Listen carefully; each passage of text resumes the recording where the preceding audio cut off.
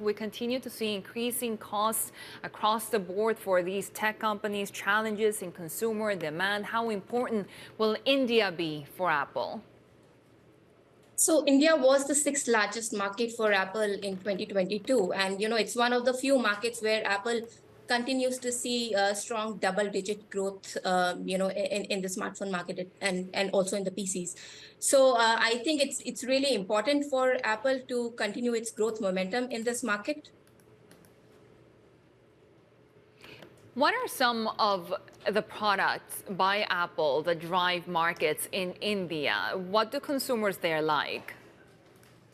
Obviously, there is the iPhones, which is the biggest seller for Apple in the market. But then there's also the MacBooks and the tablets and some of the other accessories that Apple is selling in the market. And when we look at iPhones, which is contributing to their higher share in the India market, it's not only their latest iPhones that are the a big seller in the market, but also some of their older models. So last year, for example, in 2022, iPhone 14 did really well. But then at the same time, we also saw a lot of sales of their N-1, N-2 models like the iPhone 12, iPhone 13, which have huge attraction amongst the Indian consumers.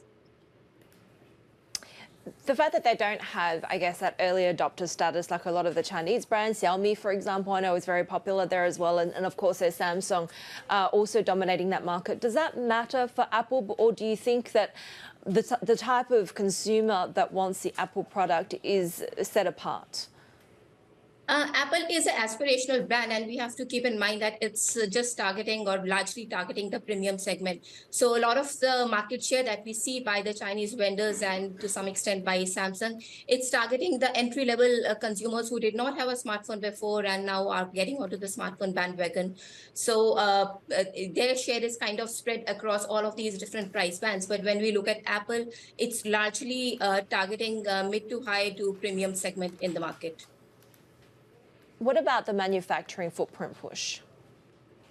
Apple started manufacturing or assembling in India market back in 2017, and slowly it's been increasing its manufacturing footprint. Last year, upwards of, or somewhere close to 5 to 10% of its iPhones were manufactured in India. At the same time, we've seen Apple kind of pushing some of the tablets and AirPods production in Vietnam as well. So we see it as kind of a diversification for Apple to supplement next to China, which is their biggest manufacturing hub for iPhones. More than 90% of the iPhones were manufactured in China last year. So China will remain important, but at the same time, we think this +1 strategy with India should reap benefits to Apple in the long run.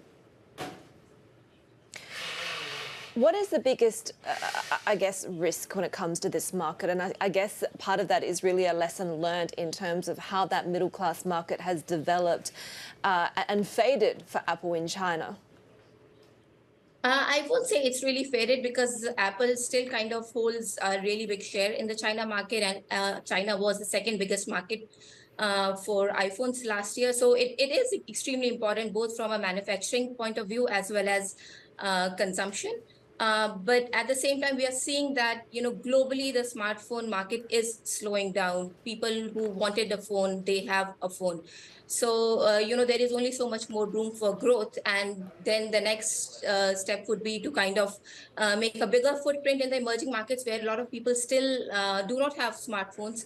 So there is still growth, but looking at the current economic situation with, inflation being at an all-time high in the recent quarters, it's put dampener in the growth for smartphones in these regions. But I think once the situation stabilizes, we should see growth coming from the emerging markets.